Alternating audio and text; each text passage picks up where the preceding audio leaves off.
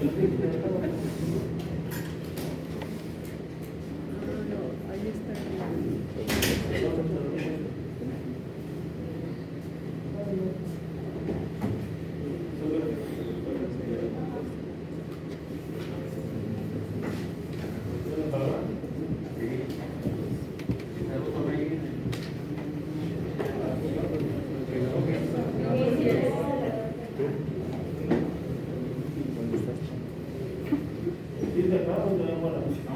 Es de aquí. Creo que este.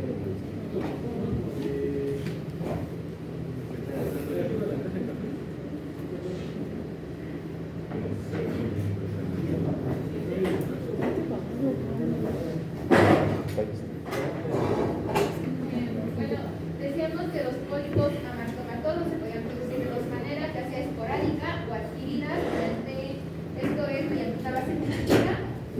Los amartomas son crecimientos desorganizados pseudotumorales. Estos suelen ser no neoplásicos y localizados y están compuestos de una mezcla de células epiteliales, intestinales normales y maduras. Endoscópicamente pueden ser peliculados y aunque tienen un bajo potencial maligno, se asocian al riesgo de cáncer colorectal. Decíamos que estos pólipos es una mezcla normal de tejido endógeno. A ver, el día de ayer le dije a su compañera, vas a poner todas las letras negritas. Y así como cualquiera de ustedes les puedo decir alguna observación, y si no la hacen, se están tirando loco. Y por supuesto, punto menos. Porque ayer fui bastante claro. No acaban de entender que hay cosas que hay que corregir. Luego, no se me problema nada. ¿Qué les pasa? Adelante. Es una mezcla normal tejido endógeno de la pared intestinal que está dispuesta de una manera desordenada. Generalmente son solitarios, pero pueden formar parte de ciertas poliposis y, como ya dije, se originan de una malformación congénita del desarrollo tisular. Estos pólipos pueden presentarse desde el nacimiento o ¿Es la por el... diferencia? ¿Cuál es la anterior? Eran los hiperplásticos. ¿Cuál era el anterior? ¿Cuál es la anterior? No sé, es que tú le cambiaste, por eso quiero. No.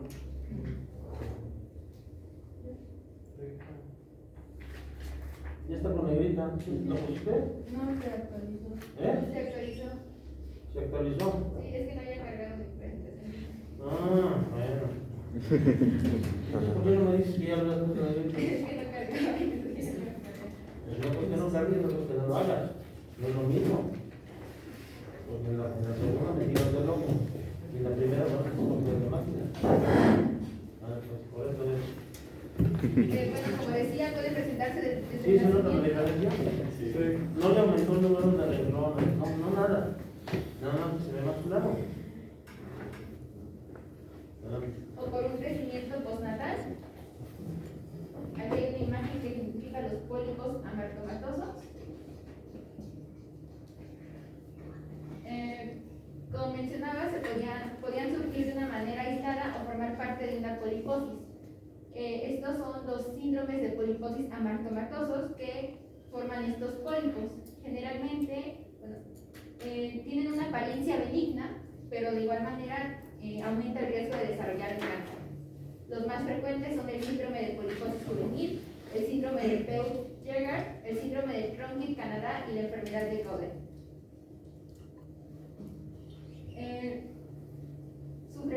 Voy a hablar del pólipo juvenil solitario y después voy a hablar de la poliposis juvenil ya múltiple. El pólipo juvenil se da con mayor frecuencia en niños. Su edad media en niños es de 4 años y su edad media en adultos es de 18 años. Estos van a ser únicos y están localizados en el recto. Son de color rosa brillante, redondos u ovales de una superficie lisa. Con frecuencia tienen un pedículo corto, el cual tiene un tamaño de 3 milímetros a 2 centímetros. Presenta, en los cortes histológicos va a presentar unos espacios quísticos. Estos espacios quísticos son glándulas distendidas y dilatadas llenas de moco. La característica de los pólipos amartomatosos es que van a estar llenos de moco.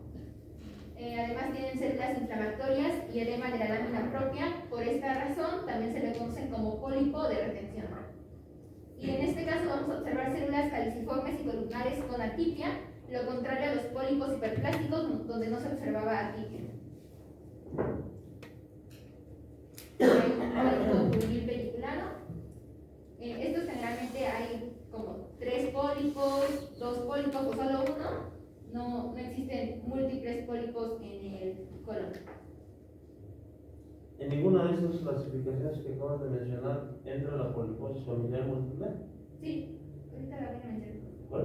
La poliposis ahorita la voy a mencionar. ¿La poliposis qué? La familiar múltiple y la juvenil. La juvenil, ¿no? Sí. El nombre lo dice todo, ¿no? Familiar múltiple. Aquí observamos en la vista histológica las criptas desordenadas. Pero más voy a interrumpir. Por eso es tan importante que al hacer el interrogatorio investiguen antecedentes personales patológicos, ¿sí? Antecedentes heredofamiliares. Entonces, dentro de los heredofamiliares van a encontrar patologías en tíos, abuelos, padres, que se pueden heredar al paciente, ¿verdad? Aquí en la vista histológica observamos las criptas desordenadas, dilatadas y quísticas, además el estroma denso infiltrado y el epitelio tiene cambios nucleares y se observa el aserramiento. Este es otro corte histológico del pólipo juvenil. Bueno, el tejido epitelial y el tejido conectivo que lo conforman es lo que le da el volumen. Mencionaban que en la estructura no participa la muscularis mucosa. Entonces, al no participar, va a generar que el pólipo pueda tener una autoamputación, se corte solito y hay una curación espontánea, por lo que el pólipo juvenil no necesita tratamiento en muchas ocasiones. Presenta un tejido linfoide abundante y el estroma tiene tejido vascular. Podemos presenciar el síntoma de rectorragia, esto debido a la autoamputación del pólipo. Y también, dependiendo de la ubicación, si se ubican en el recto, pueden prolapsar y originándonos un tenesmo rectal. También podemos observar en algunos casos zonas de necrosis y ulceración. El principal síntoma del pólipo juvenil va a ser el dolor abdominal tipo cólico. Esto debido a la tracción. Como ya dije, no tiene un potencial maligno y el diagnóstico se confirma por una rectosigmoidoscopia. Es recomendable resecar los pólipos cuando no existe esta autoamputación y esta autocuración para aliviar los síntomas, y esta resecación se realiza por vía endoscópica o vía trasanal dependiendo de la ubicación del pólipo. Esta es una endoscopia del pólipo juvenil.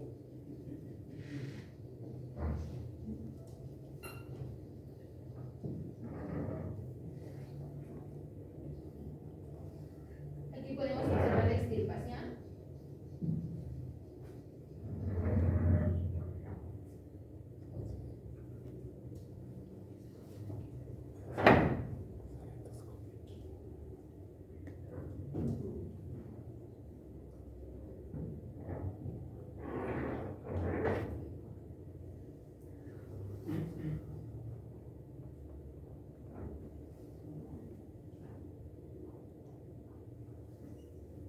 Y después se realiza una electrocauterización para detener la hemorragia.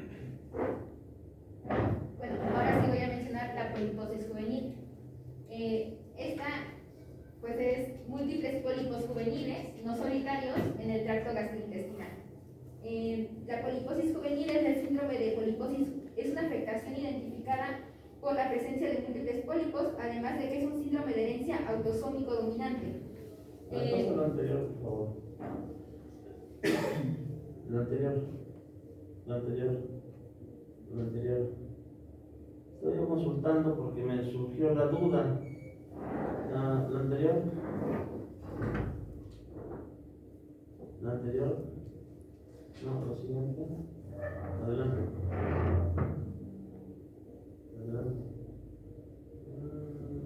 ¿Dónde dice personal? Es la siguiente.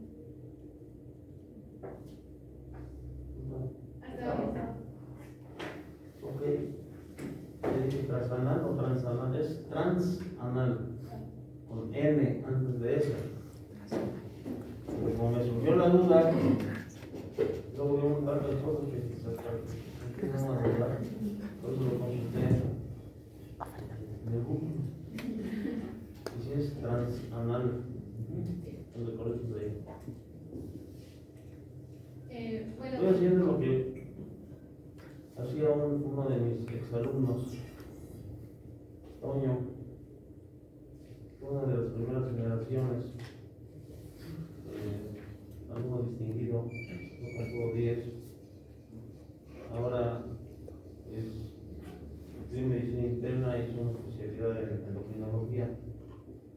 Actualmente es coordinador de 10 endocrinólogos en la UNAM, trabaja en el Centro Médico Nacional Siglo XXI, el IMSS, y tiene su consultorio particular en un conjunto de consultorios médicos muy prestigiados.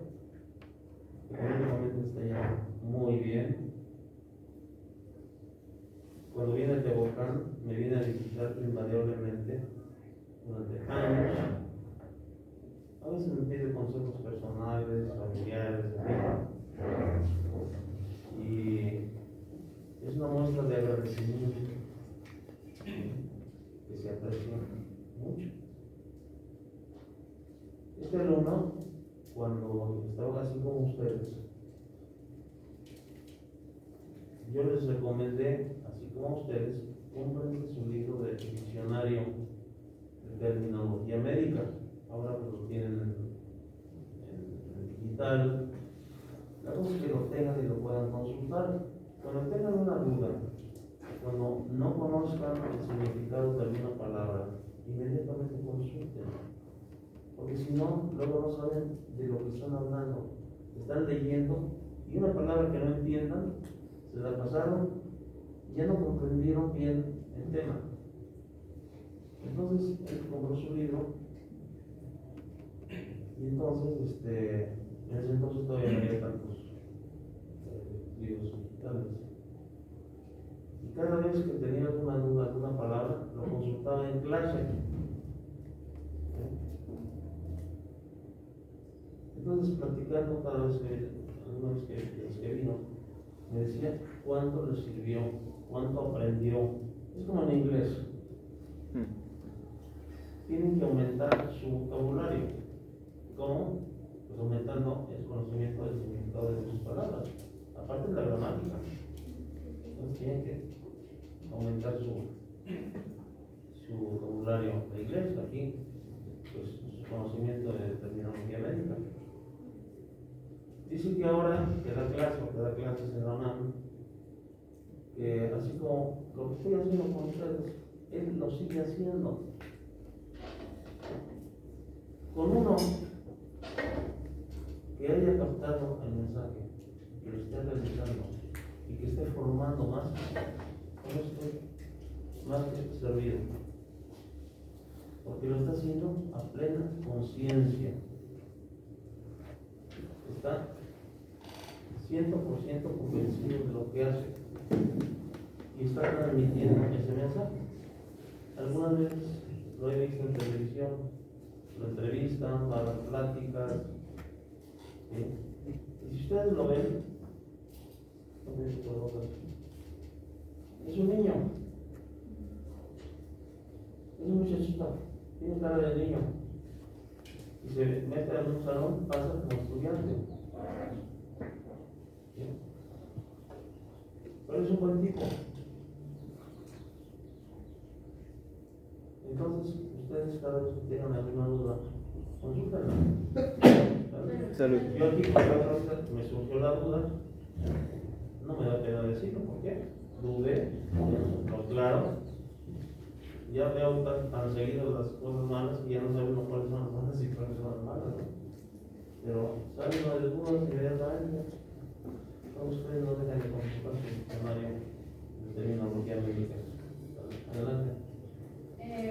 Es un síndrome de herencia autosómico dominante y la palabra el significado de poliposis juvenil no se refiere precisamente a la edad en la que aparecen estos pólipos, sino al tipo de pólipo que se presenta. La poliposis juvenil nos aumenta el riesgo de sufrir un adenocarcinoma de colon, aunque presenta una incidencia baja. Aproximadamente se detectan entre 1 y 1.5 casos entre cada 100.000 personas. Hay dos formas en que la poliposis puede presentarse. Esta puede ser esporádica o puede ser familiar por la genética.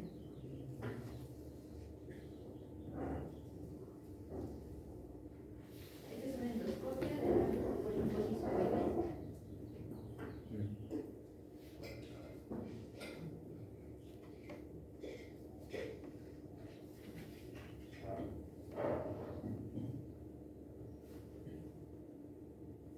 A ver, el colon está lleno de bolitas.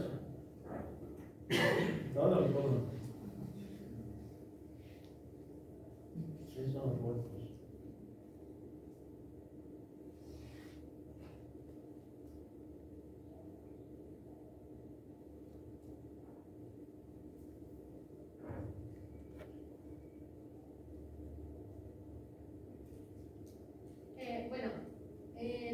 La razón por la que puede surgir la poliposis juvenil es que generalmente se asocia a mutaciones del gen SMAD4.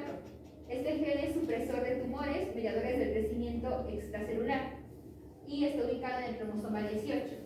Y el gen BMPR1A, este gen de igual manera es un mediador de tumores y su nombre es receptor de proteína morfogenética ósea 1A y está ubicada en el cromosoma 10. También unos autores consideraban que se asociaba al gen PTEN, que no lo coloqué, porque en muchos casos difieren, pero el otro gen se encarga de la división y muerte celular. La mutación ocurre de padres a hijos o puede ser una nueva mutación de los genes. Cuando ocurre de padres a hijos, el 50% de los hijos pueden llegar a... Es probable que el 50% llegue a padecer esta poliposis.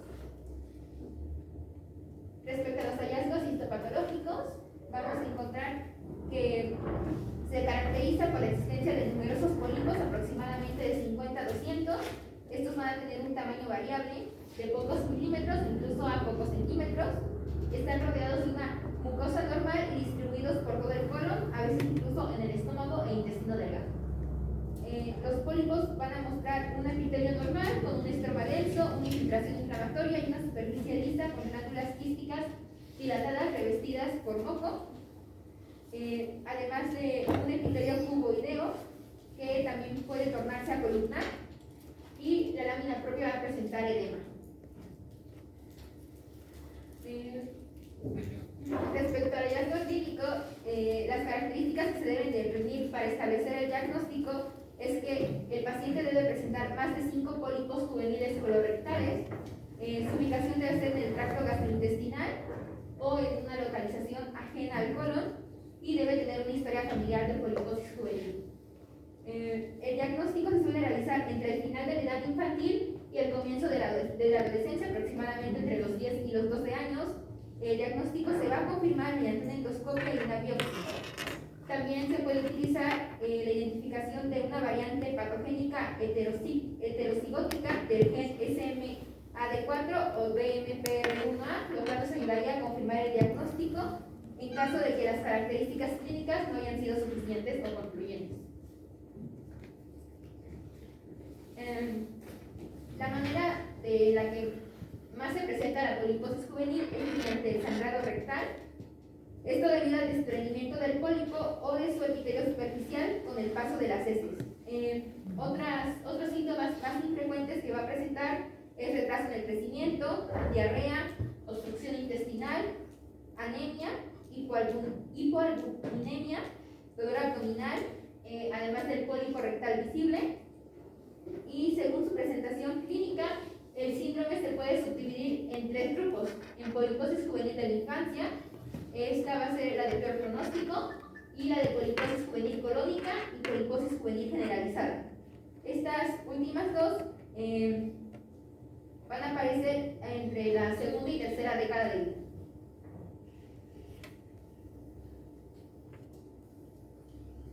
En el caso de la poliposis juvenil de la infancia, que es la de peor diagnóstico, se presenta tempranamente, además de que hay diarrea sanguinolenta, enteropatía, por lo que se va a perder proteínas, puede causar anemia y edemas, y como complicaciones nos va a causar invaginación intestinal. Y en las otras poliposis se van a manifestar sobre la primera y segunda década de vida, teniendo prácticamente los mismos síntomas. Respecto al tratamiento es quirúrgico, y esto va dependiendo de la afectación que nos genere la poliposis. El número de pólipos es limitado, y en el caso de que el número de pólipos sea limitado, se realiza una polipectomía endoscópica. En el caso de que encontremos un alto grado de displasia y el pólipo no se llega a resecar completamente, se va a realizar una colectomía. Si hay un alto número de pólipos, se realiza una colectomía total con anastomosis ileorectal o una proctocolectomía total con anastomosis ileoanal. En el caso de los pólipos del tramo alto, el tratamiento es endoscópico o por medio de cirugía. Ya de ahí, como causa anemia, se da reemplazo de hierro y transfusión de glóbulos rojos para tratar las complicaciones.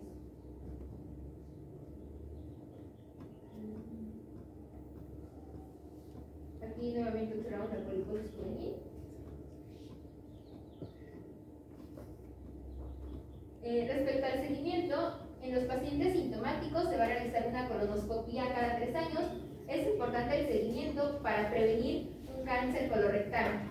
Los pacientes con antecedentes heredofamiliares se van a realizar una colonoscopia bianual desde los 15 años. Además, en cada chequeo se debe evaluar si hay un sangrado rectal, si presenta anemia, dolor abdominal, estreñimiento, diarrea o cambios en el tamaño, forma y color de las heces en cada visita. Se debe realizar un hemograma completo según sea necesario respecto a los síntomas. Ahora voy a hablar del síndrome de Peutz-Jeghers. Este es un trastorno autosómico dominante y va a ser transmitido por un gen con carácter mendeliano dominante de penetrancia variable, aunque también se han comunicado casos sin antecedentes familiares. Está definido por la existencia de múltiples pólipos amartomatosos en el intestino delgado o en el colon y recto. Este síndrome nos va a dar un riesgo para desarrollar cáncer, ya sea del aparato digestivo, ya sea estófago, intestino delgado, páncreas, colon y recto, en el cáncer de mama en el caso de mujeres, cáncer de útero también. Otro tipo frecuente de cáncer es el cuello uterino en mujeres, cáncer de pulmón o tumores en los ovarios y testículos. Se produce por una mutación germinal en el cromosoma 19. Respecto a los hallazgos histopatológicos, los pólipos son amartomas caracterizados por el sobrecrecimiento desordenado de las células del órgano del que provienen. El examen macroscópico nos va a mostrar que son grandes y peliculados con un contorno lobulado. Al microscopio se va a observar que los pólipos amartomatosos que se originen con el síndrome se originan del epitelio glandular intestinal junto con la ramificación que van a presentar. Esta desarrollada de parte del músculo liso. En el estudio histológico se va a diferenciar que tienen una arquitectura vellositaria característica a una arborización. En las imágenes ahorita vamos a apreciar que parece un árbol y un epitelio subyacente relativamente normal. El epitelio va a estar separado por núcleos del músculo liso. Podemos encontrar erosión y ulceración secundaria a la existencia de estos pólipos, además de un desplazamiento epitelial en la submucosa, muscular distrofia y la serosis. En el caso de que exista displasia, se va a observar una arquitectura criliforme, hipertromasia nuclear, apiñamiento nuclear y estratificación a la superficie. Este es el síndrome de Peutz-Jeghers. Los pólipos tienen un aspecto lobulado, como observamos en las últimas 2 imágenes de la parte inferior. De igual manera, y es lo que les mencionaba, que tiene un aspecto característico a una arboleda. En la imagen 1 observamos el aspecto del pólipo con arquitectura papilar con haces compactos del músculo liso, y en la imagen 2 arquitectura de las vellosidades papilares con arborización en forma de árbol del músculo liso y con el núcleo central ramificándose hacia afuera. Esta es la histología de un pólipo yeyunal. Respecto a la epidemiología, los hombres y mujeres se ven afectados por igual, es muy escasamente prevalente. La incidencia es de un caso por cada 200.000 nacimientos. La edad media del diagnóstico de la enfermedad es de 23 años en hombres y 26 años en mujeres. En los hallazgos clínicos y endoscópicos vamos a encontrar una hiperpigmentación mucocutánea. Se van a observar puntos de melanina en la mucosa vestibular, labios, plantas de los pies y palmas de las manos de los pacientes. En ocasiones también en la piel perianal y genital de estos pacientes. Estos se presentan en forma de moléculas múltiples de color negro o de café oscuro de diversos tamaños que oscilan de 1 a 3 milímetros, asociados al riesgo de desarrollar tumores malignos. Además de otras lesiones neoplásticas. También vamos a encontrar pecas que se reparten típicamente cerca de las narinas y la boca, las cuales están ausentes en el nacimiento y nunca aparecen en la mucosa oral. Todo lo que vimos en clínica propedéutica al hablar de inspección, vimos hábitos exterior y comentamos de que el paciente desde que entra por la puerta del consultorio, el médico ya lo está analizando, ya lo está estudiando. Y el hábito exterior, en cuanto a la inspección general se refiere, podemos encontrar estas manifestaciones en la cara, ¿verdad? Podemos encontrar manifestaciones extradigestivas de padecimientos digestivos. De manera que tienen que echar mucho ojo a estas manifestaciones, porque luego hay médicos que se van con la pinta y empiezan a tratar lo que están viendo. Y no se imaginan que es parte de un problema gastrointestinal. Las imágenes apreciamos las manchas hipercromáticas en la mucosa de los labios y la pigmentación labial típica, los puntitos que se observan. Aquí las máculas pigmentadas van a ser un resultado de una acumulación de macrófagos en la dermis superior con un incremento en el número de melanocitos normales en la capa basal. Ahí observamos cómo tiene todo el labio negro. Oscuro. Que presenta todo, bueno, parte de la mucosa oral oscura. Igual aparecen en las manos y en los pies. Y estas son las pecas que mencionaban, que generalmente aparecen en las narinas y la boca y están ausentes durante el nacimiento, se van presentando a lo largo de que se desarrolle este síndrome. Los pacientes van a presentar una coloración parduzca de los labios, la piel periocular, el área perianal, los dedos de las manos y de los pies. Además de que los pólipos van a aumentar de una manera progresiva y van a causar una obstrucción o una intususcepción del intestino delgado. ¿Alguien sabe qué es una intususcepción? Me imagino que hace como esta parte donde se invagina cierta parte del intestino. En otra que no. Ajá. El mismo pólipo a veces es algo grandecito y por el peso jala la mucosa intestinal, ¿no? Y hace que el intestino se meta dentro del intestino. Es una intususcepción o una invaginación. Este signo clínico nos va a causar el síntoma más común de este síndrome, que es el dolor abdominal, debido a la obstrucción intestinal, como ya lo mencionaban. El sangrado va a ser otro síntoma frecuente. Otros síntomas que se pueden reportar son el prolapso, la expulsión de pólipos durante la defecación, una hematemesis, melenas y anemia. Endoscópicamente no vamos a observar una característica diferencial en relación a otro tipo de pólipos, ya que pueden ser sésiles, pediculados o lobulados. Se distribuyen de la siguiente manera: en el intestino delgado aparecen en un 64%, en el colon también en un 64%, en el estómago 49%, en el recto en un 32%. Y presentan un diámetro desde 1 milímetro hasta 5 centímetros. La cantidad de los pólipos va a oscilar de entre 1 a 20 por segmento del tracto intestinal. El diagnóstico se va a basar en los criterios propuestos por Giardiello. Ahorita voy a poner la tablita. Y el estudio genético nos va a permitir confirmar el diagnóstico pero un test negativo del diagnóstico no excluye el padecimiento, ya que, como lo mencionaba, este puede ser esporádico o genético. Esta es la tabla que les mencionaba de los criterios diagnósticos de Giardello. La confirmación diagnóstica se va a basar en la historia familiar y en la presencia de 2 o más pólipos amartomatosos. Deben tener los pacientes 2 criterios o más de los siguientes: una historia familiar consistente con herencia autosómica dominante, hiperpigmentación cutánea y una poliposis del intestino delgado.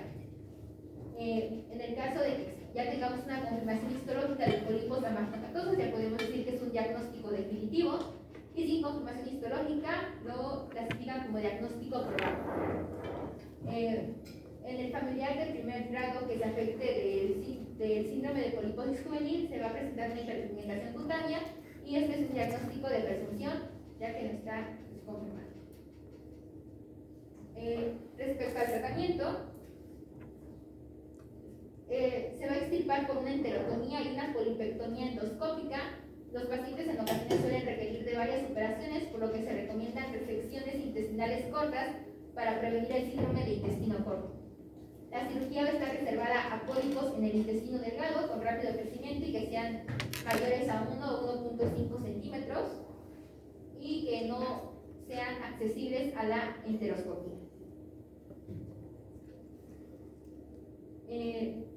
Respecto al seguimiento, a los individuos afectados se les puede ofrecer el estudio genético del gen STK11.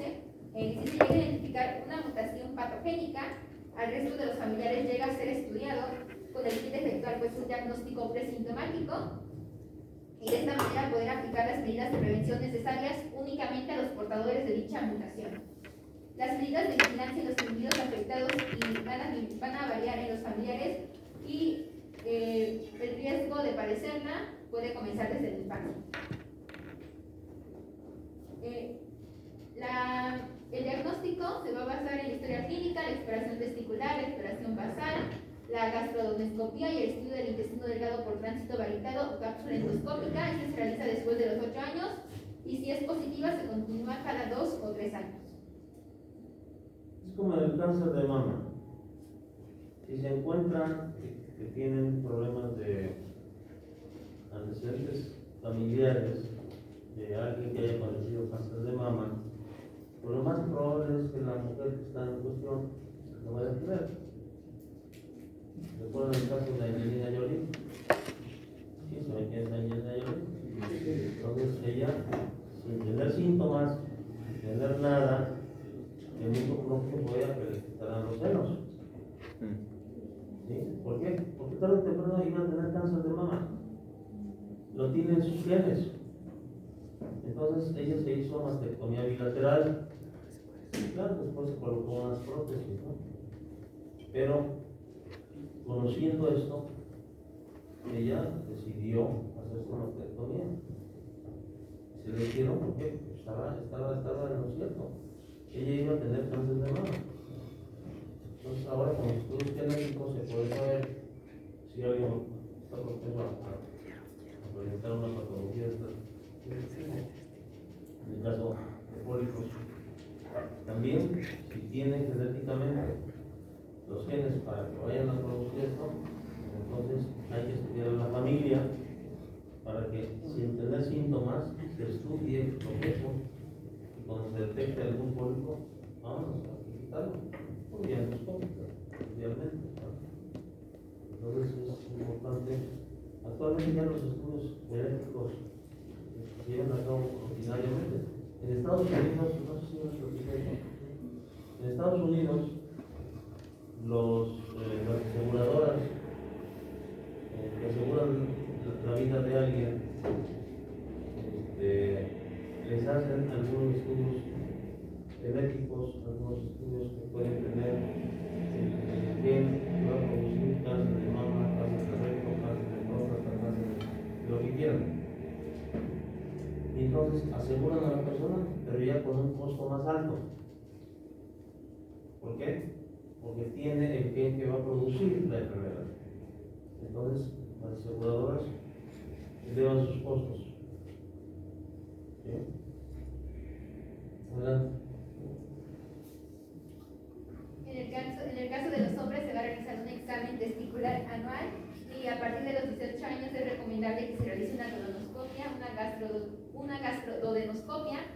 El tránsito gravitado se puede realizar cada 2 o 3 años. En el caso de las mujeres, el examen ginecológico anual y el examen automamario mensual. A partir de los 25 años es recomendable que las mujeres se realicen una mamografía anual y una ultrasonografía endoscópica pancreática cada 1 o 3 años. Otras opciones que igual pueden tomar en cuenta es realizar una tomografía computarizada abdominal. Bueno, ahora voy a hablar del síndrome de Tronquil-Canadá. Este trastorno es caracterizado por la Tenemos que presencia. corregir eso, ¿verdad? No, está bien, trastorno está bien. Sí. El otro está hablando. Este trastorno es caracterizado por la presencia de pólipos gastrointestinales amartomatosos del ectodermo y del endodermo. Se puede considerar como una variante de la poliposis juvenil, con cambios ectodérmicos y sin evidencia de transmisión genética. El síndrome de Tronquil-Canadá es una enfermedad muy frecuente, además de que es no hereditaria. Actualmente se desconoce la etiología de este padecimiento. La enfermedad es esporádica y la etiología es probablemente autoinmune, pero también se considera de origen infeccioso, esto debido a la infiltración de células mononucleares y eosinófilos. Los casos que se han asociado con niveles elevados de anticuerpos antinucleares o la inmunoglobulina G4.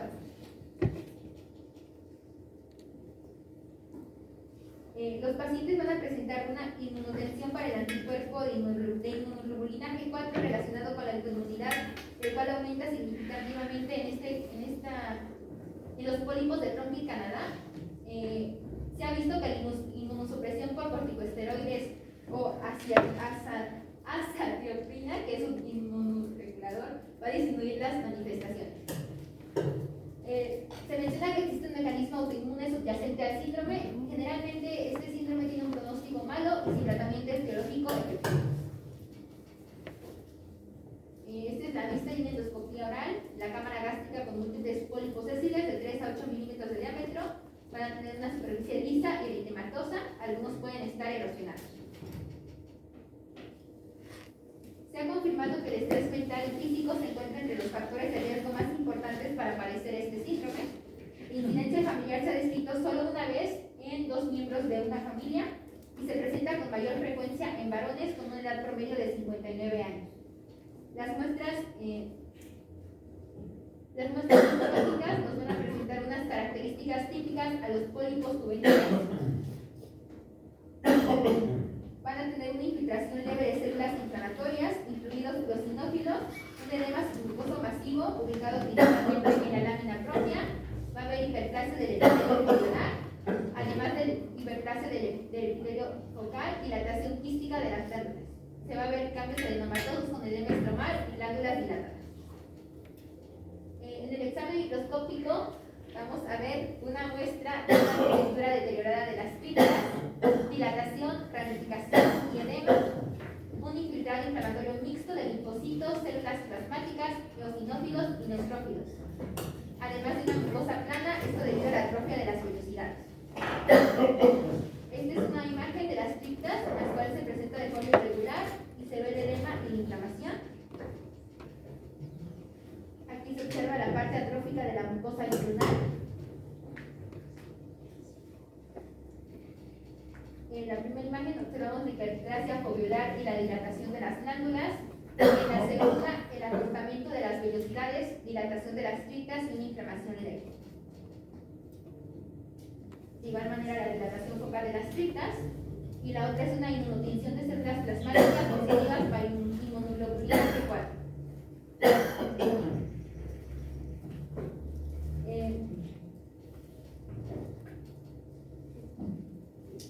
Este síndrome va a ser una enfermedad rara Acabando el cotidiana. tiempo, nomás tenías una hora para presentarlo. Adelante, ¿te falta mucho? Es que faltan los neoplásicos.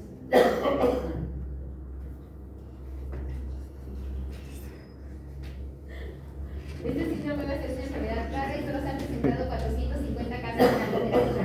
75% de estos 450 casos van a ser reportados desde Japón y existe un cáncer gástrico en el 10% de los casos. En los hallazgos clínicos, la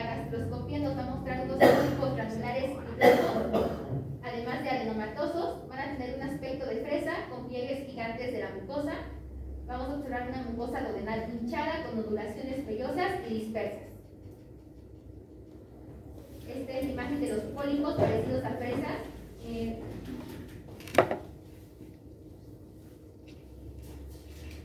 Aquí también podemos apreciar los cambios atróficos con múltiples pólipos parecidos a fresas.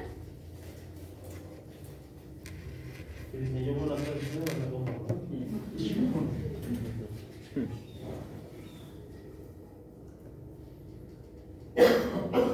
En los hallazgos clínicos se van a observar múltiples pólipos difusos en el tracto gastrointestinal, ubicados en el estómago, intestino delgado y grueso, además de que los pacientes van a sufrir de diarrea, vómito, pérdida de peso, dolor abdominal, hiperpigmentación cutánea, afectación distrófica de las uñas, de manos y pies, alopecia, enteropatía con pérdida de proteínas.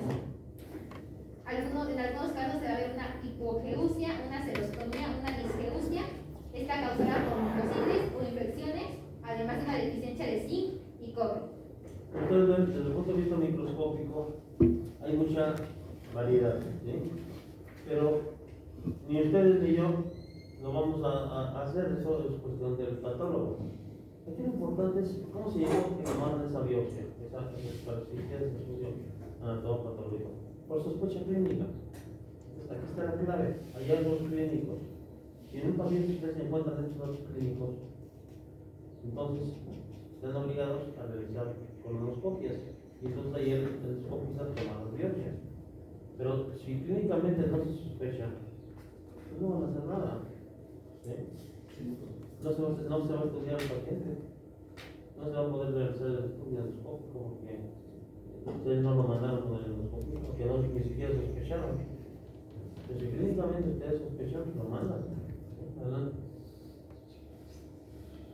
En esta imagen se ve el cambio atrófico en las uñas, en las manos y en los pies.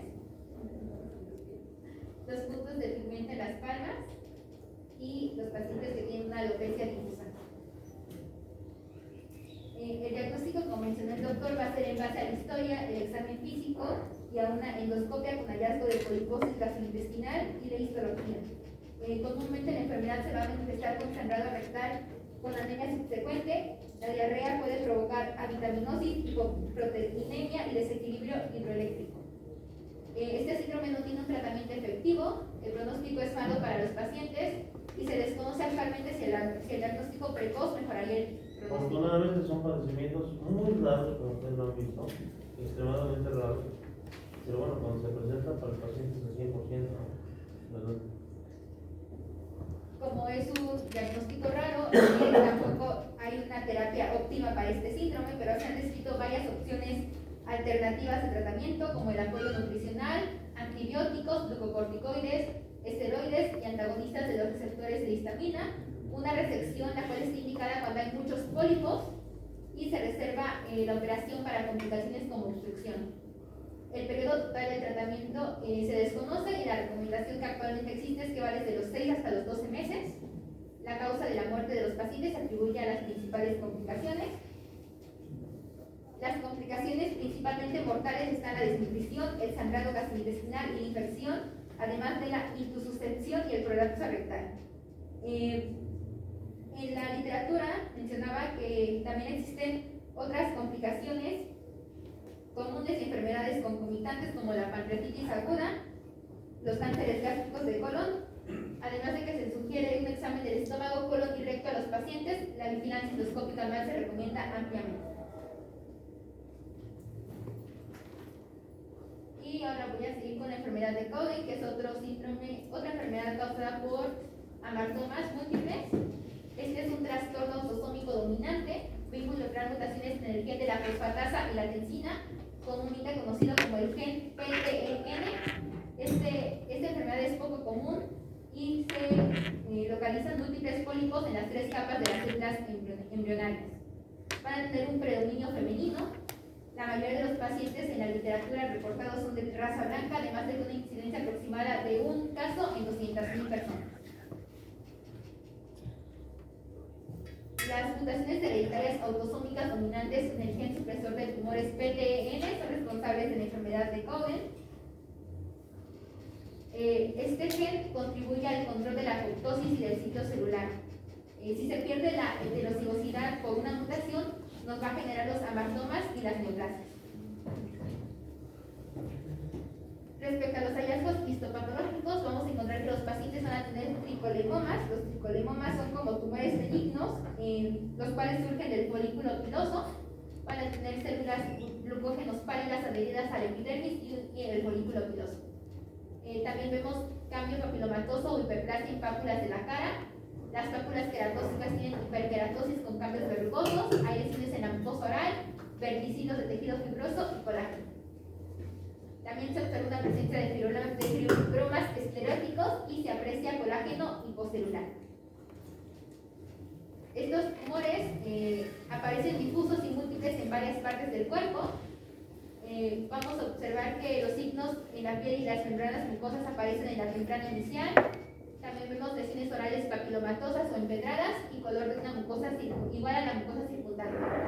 La lengua y los labios son los afectados en las zonas mucosas. Las pápulas verrugosas son de color amarillo y esto es el rasgo de los tricolemomas. Y las pápulas o nódulos dérmicos son el hallazgo específico. Los pacientes igual llegan a presentar la enfermedad de Lermir-Dutlos.